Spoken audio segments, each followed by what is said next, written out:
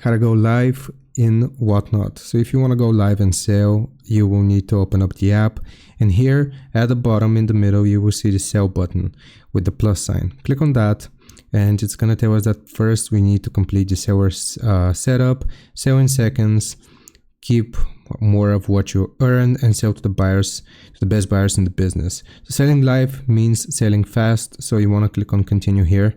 First you have to choose the category which you want to sell most often in. So I'm going to do trading card games and video games.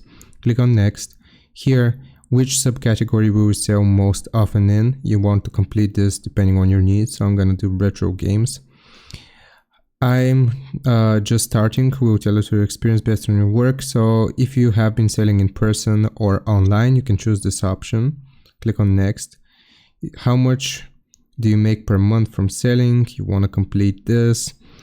And then return address, here is where you will need to provide your address.